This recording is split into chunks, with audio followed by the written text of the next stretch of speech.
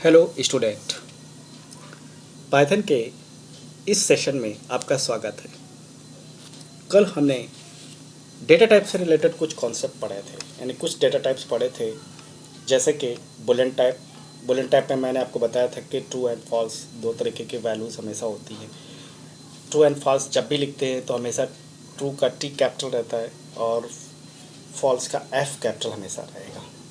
इसके अलावा हमने सेट्स, मैंने आपको बताया था कि simply sets is an unordered a collection of data type, यानी यहाँ पर जो डेटा का कलेक्शन है वो अनऑर्डर्ड होता है।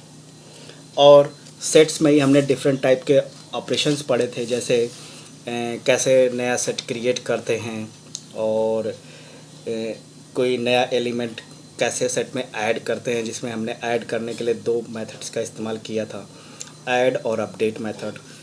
इसके अलावा अगर बात एक्सेसिबिलिटी ऑफ सेट की है, यानी हमें सेट के जो आइटम्स हैं उनको एक्सेस करना है, तो उसके लिए हम सिंपली फॉर लूप का यूज करते थे। ठीक है, फॉर लूप से, अब फॉर लूप का तो एक्चुअली क्या है कि वो एक तरीके का आइटरेटर ही होता है।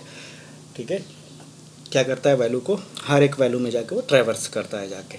ओके, और उसी में मैंने एक चीज़ पढ़ी थी कि अगर पर्टिकुलर मुझे पता करना है कि ये एलिमेंट या पर्टिकुलर एलिमेंट उस सेट में अवेलेबल है कि नहीं, तो उसके लिए इन मेथड का, यानी इन का यूज़ करके हमने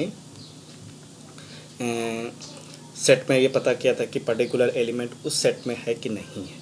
ओके, जिसमें अगर वैल्यू होती थी तो ट्रू एंड फॉल्स, यानी बुलियन टाइप की वैल्यू हमेशा रिटर्न होती थी। और बात करें अगर मुझे किसी भी सेट से कोई एलिमेंट्स को रिमूव करना है, तो रिमूव करने के लिए हमारे पास वैसे देखा जाए तो तीन तरह के मेथड्स अवेलेबल थे। एक तो रिमूव में एक ये था कि अगर मान लीजिए पर्टिकुलर आप आइटम को रिमूव करना चाहते हो, वो आइटम उस पर्टिकुलर सेट्स में नहीं है, तो क्या करना पड़ेगा, फिर आपको एक की एरर अराइज होगी। इस की एरर से बचने के लिए हम लोग कॉमनली फिर डिस्कार्ड मेथड का इस्तेमाल करते हैं। डिस्कार्ड्स में अगर मान लीजिए कोई पर्टिकुलर एलिमेंट नहीं भी है तो भी क्या कहते हैं, कोई एरर जनरेट नहीं होगी या एरर फायर नहीं होगी। तो तीसरा है हमारे पास पॉप टाइप में। तो हमने देखा था कि सिंपली क्या है कि वो फर्स्ट एलिमेंट, देखिए उस हिसाब से देखा जाए तो हम जब कोई भी इंसर्ट करते हैं, ऐड करते हैं सेट पे डेटा, तो फ्रंट आपका आगे की तरफ होता है, जबकि बैक साइड पे से आपका पीछे का एरिया होता है। तो यहाँ पर क्या है कि पॉप मेथड हमेशा लेफ़्ट साइड से स्टार्ट होगा। ओके, तो पॉप में क्या है कि तो और क्लियर तो जस्ट आपको मालूम ही होगा कि क्लियर से हम क्या करते हैं, सारे एलिमेंट्स को एक ही बार में क्लीन कर सकते हैं। अच्छा, इसी डेटा टाइप्स में एक चीज़ जो है बहुत इंपॉर्टेंट आती है, frozen set.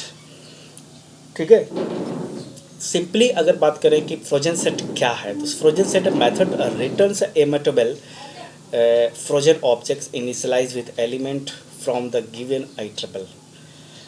Then frozen set is just immutable version of a Python set object. ठीक है, ये एक तरीके का मेथड है frozen set. Then while element of the set can be modified at any time, element of the frozen set remains the same after creation. Due to this, a frozen set can be used as a key in dictionary or as element in other set. तो हम frozen set का इस्तेमाल और भी चीज़ों में कर सकते हैं, जैसे डिक्शनरी वगैरह में भी यूज किया जा सकता है। बिल्कुल, तो फ्रोजन सेट एक्चुअल में देखा जाए तो ये एक तरीके का मेथड है जो कि हमेशा एक immutable frozen set object initialise return करता है। ठीक है, और जो भी हमें मतलब जो भी हम आइट्रेट कर रहे हैं उस समय वैल्यू सेट पे, उन्हीं वैल्यूज़ को वो एज ए, चूँकि आपको बताया था मैंने कि पाइथन में सभी कुछ जो है वो एक ऑब्जेक्ट है, एक रेफरेंस है। ठीक है, सो अगर बात सिंटैक्स की करें तो फ्रोजन सेट और आइट्रेबल होता है। अब फ्रोजन सेट के कुछ पैरामीटर्स हैं, तो पैरामीटर्स में बात करें तो फ्रोजन सेट पैरामीटर्स में जैसे एक आइट्रेबल है, आइट्रेबल ऑप्शनल होता है हमेशा। The iterable which contains element initialize the frozen set with the iterable can be set dictionary tuple etc। मतलब जैसे क्या आता है कि आइट्रेबल कंटेंट्स एलिमेंट इनिशियलाइज, जो मतलब इनिशियलाइजेशन पे मतलब क्या कहते हैं, जब आइट्रेबल चला रहा होता है तो हर एक वैल्यू को इनिशियलाइज कर रहा होता है।